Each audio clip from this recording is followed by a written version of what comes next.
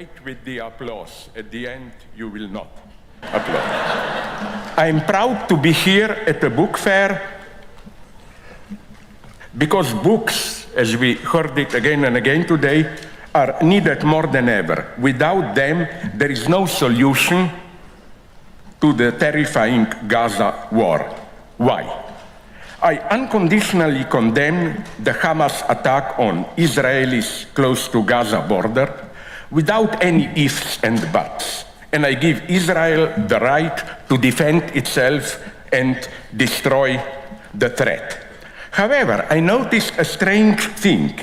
The moment one mentions the need to analyze the complex background of the situation, one is, as a rule, accused of supporting or justifying Hamas terrorism. Are we aware how weird this prohibition to analyze, to see the complexity is?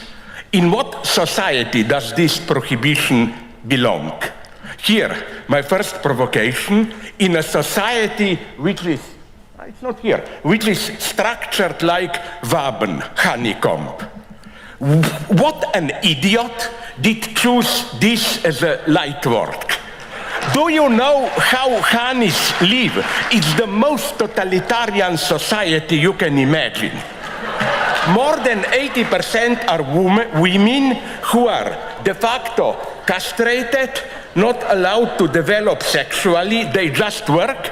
Then you have one queen who once in a lifetime has sex with 10 men, and when they have orgasm, the penises are immediately swallowed by her. No, thanks, I don't want to live in such a society. So let me go to my point.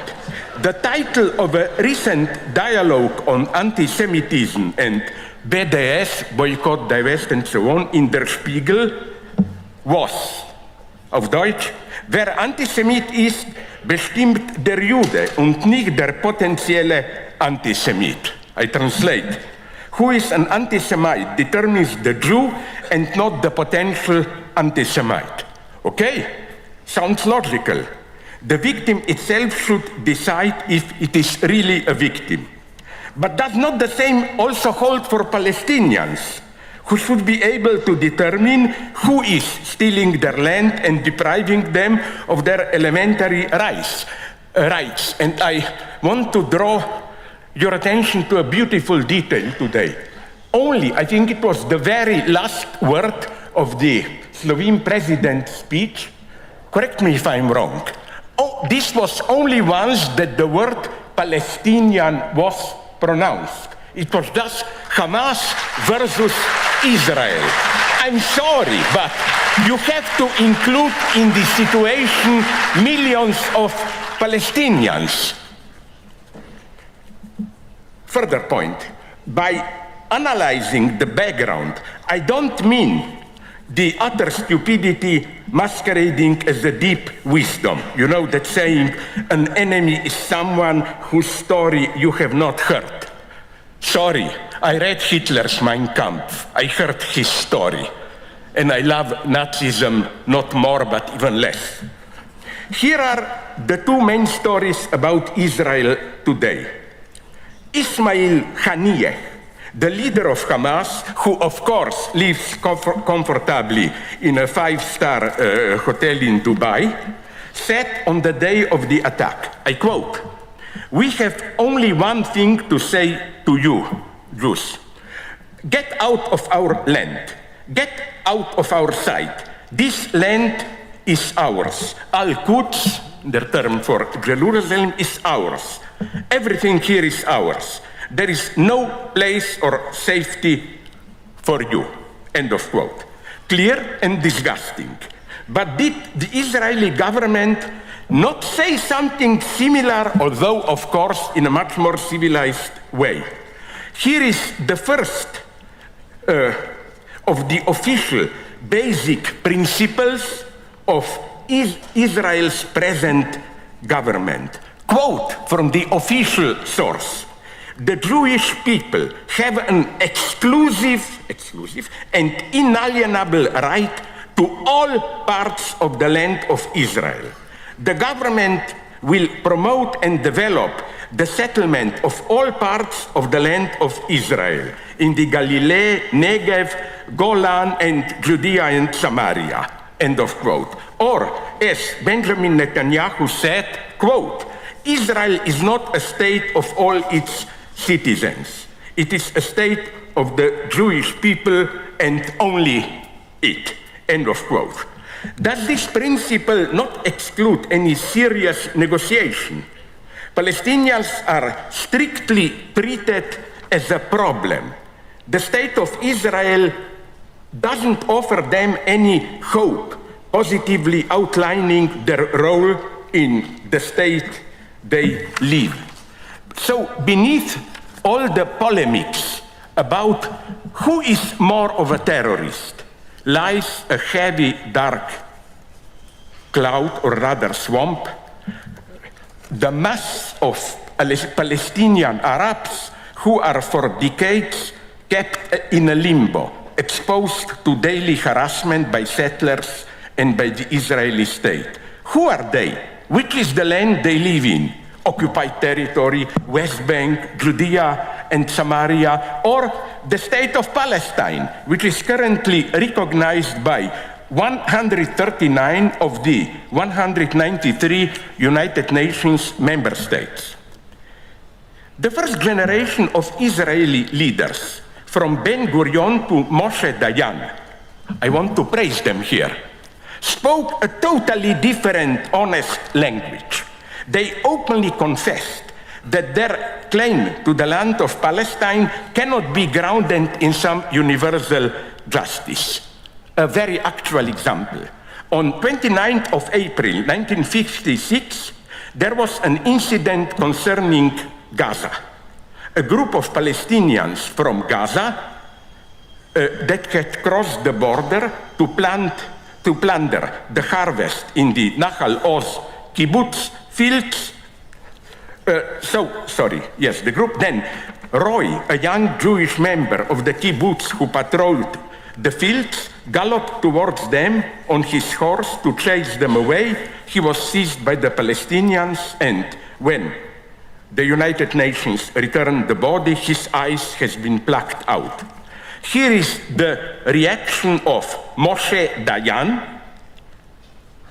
He delivered this eulogy at this killed Jew's funeral the following day. Listen to it. Let us not cast blame on the murderers today. What claim do we have against their mortal hatred of us? They have lived in the refugee camps of Gaza for the past 8 years, while right before their eyes we have transformed the land and villages where they and their ancestors once lived into our own inheritance, end of quote. Can you even imagine a similar honest statement today? How far are we from the situation, even a complex of decades ago, when we were talking about land for peace agreement, two-state solution, or when even today's staunchest supporters of Israel were putting pressure on it not to build settlements in the West Bank? In 1994, Israel built a wall separating the West Bank from 1967 borders of Israel, thereby nonetheless recognizing West Bank as a special entity. All this now vanished into thin air. The emblem of today's Israeli government is Itamar Ben-Gvir. He entered politics by joining the youth movement of the Kach and Kahane Chai party, which was designated as a terrorist organization and outlawed by whom? By the Israeli government itself. When Ben-Gvir came of age for conscription into the IDF, he was barred from service due to his extreme right political background. And such a person, condemned by Israel itself as a racist and terrorist, is now, guess what? the Israeli Minister for National Security who should safeguard the rule of law. Remember the great conflict that divided Israel in last months. Commenting the measures proposed by the Netanyahu government, Yuval Harari put it brutally. This is definitely a coup, a strike. Israel is on its way to become a dictatorship, end of quote. Israel was split between nationalist fundamentalists trying to abolish key features of the legal state power and the civil society members aware of this threat. With the Hamas attack, and that's what I consider a true tragedy, the crisis is over, the spirit of national unity revived. This is always a tragic moment when inner split is overcome against an external enemy. So perhaps the first thing to do is to clearly recognize the massive despair and confusion that can give birth to acts of evil. In short, there will be no peace in the Middle East without resolving the Palestinian question. I read this in the last days in Israeli newspapers themselves. I'm not in any way justifying it's a criminal thing. Yes, Israel has the full right but to counterattack. But don't forget this dark, obscure background, Palestinians.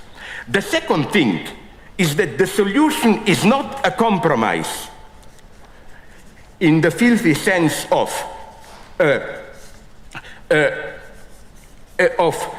the proper measure between the two extremes. You know, many of my friends claim this. They say, on the one hand, yes, Palestinians have the right to be a little bit anti-Semitic, look what Israel is doing to them. Or on the other hand, Israelis have the right to be a little bit violent, look what we did to them in Holocaust. I think there is nothing to understand here. One should go to the end in both directions, in the defense of the Palestinian rights, as well as in fighting anti-Semitism. You cannot compare this terror of Hamas with what it's doing on the Israeli side. Sorry. I am not comparing. No, it's not relativism. I'm going much. Yeah, now you see what means in practice. Listen to diversity, inclusion. Yes, but this is the cancel logic. To have our way of diversity, some people, of course, must be first excluded. I'm talking about dozens of Palestinians that I know. Sorry if I explode now a little bit. If there is a person here in this room who did more to peaceful collaboration between Palestinians and Israelis, then I bow my head, but they didn't. What more can you do than this? With my friends, I co-organized in Ramallah a big meeting celebrating Walter Benjamin, a Jew. There was no problem debating it. I organized in Ramallah a cinema school, together with the Jewish, of course, professor and so on and so on. About this, you cannot compare. Of course, you cannot compare it as an act of violence. I mean, Hamas attack is absolutely ruthless, brutal, and so on and so on. But should I fall so low as to quote, with whom I agree here, Anthony Blinken, American State Secretary, who said, yes, Israel has the full right to strike back, but how it does is the concern of us all. It's not just Israel against Hamas. And let's so,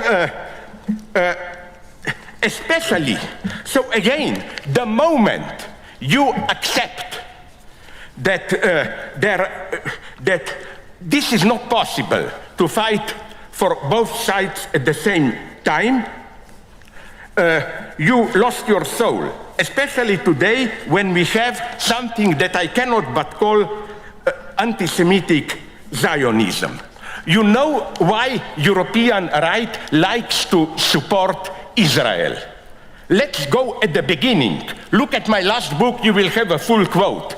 You know who is one of the authors of it? Yes, Reinhard Heydrich. In 1936, that Heydrich wrote a letter, statement, where he says, Israelis are a wonderful nation, we are ready to collaborate with them, but not here in Germany. They should go over there. Breivik, you remember him, the crazy Norwegian guy he had the same, totally anti-Semitic here, but there we fully support it. Not to go on with the list. It's a shame on a day where people are murdered and massacred. Where? In Gaza also. Compare both sides and to relativize what was happening and what is I don't relativize it. It was a horrible crime. I don't relativize it in any way. I'm just saying that to talk the way you did now immediately puts millions of Palestinians in an impossible position, which will then make anti-Semitism grow. Let me nonetheless go to the end.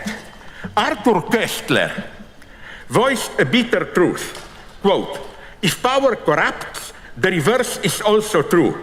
Persecution corrupts the victims, though perhaps in subtler and more tragic ways. End of quote. This holds for both sides in the ongoing war. My ultimate hero, absolute, of the 20th century is Marek Edelman, a Polish Jew who saw this clearly. Edelman took part in the 1943 Warsaw Ghetto Uprising and also in the citywide 1944 Warsaw Uprising. After the war, when his wife and children emigrated in the wake of the growing anti-Semitic campaign in Poland in 1968, he decided to stay in Poland. Comparing himself to the stories of the ruined buildings at the site of the Auschwitz camp, he said, someone had to stay here with all those who perished here, after all, end of quote. From 1970s on, he collaborated with the Workers' Defense Committee as a member of Solidarity. He took part in the Polish Roundtable talks. Towards the end of his life, Edelman publicly defended Palestinian resistance, claiming that the Jewish self-defense, which he had fought, was in danger of crossing the line into oppression. Now, to disqualify Edelman as a self-hating Jew is, I think, the ultimate obscenity. Why am I saying this here in Frankfurt at the Buchmesse? Because only through reading books, I agree here with my previous speakers, can we become aware of the situation.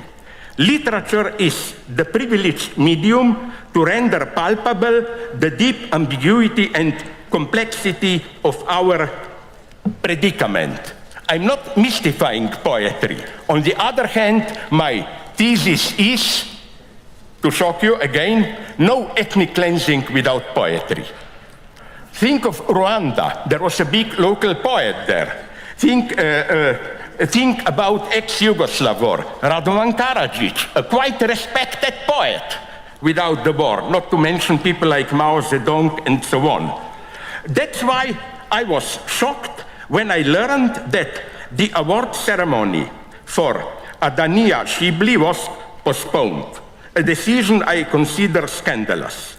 Terrorism against Israel, yes, contradicts all the values of the Frankfurt book. Yes, and so does the collective punishment of millions in Gaza, as well as the cancellation of Adana Shibli.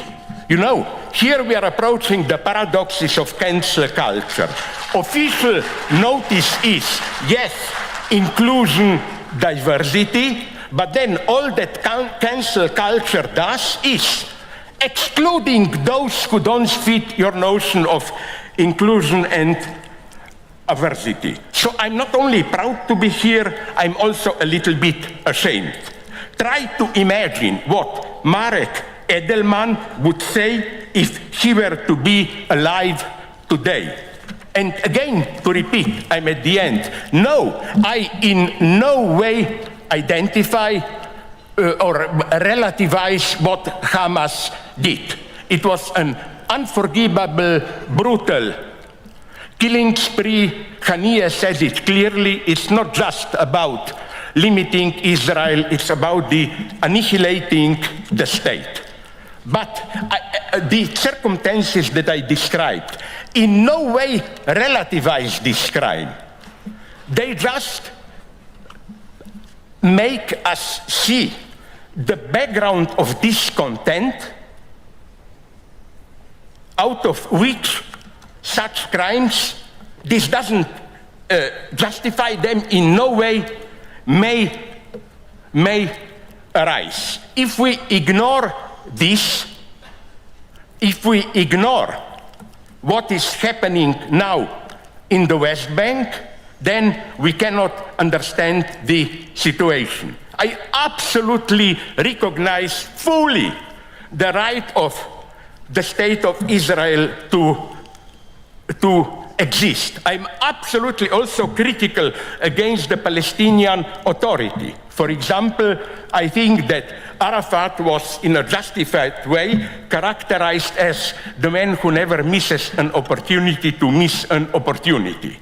It was extremely stupid for him to reject the pact with Ehud Barak government organized by Clinton. So I'm not praising Palestinians. I'm just saying, see their situation on the West Bank. They are in a limbo. It's a tragedy.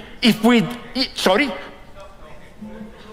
Yeah, if you would have said this to other people who spoke before me also, it would have been nice. So, you see, the moment I just said it's not simple, I compare the incomparable. No, I think we should compare it. Thank you.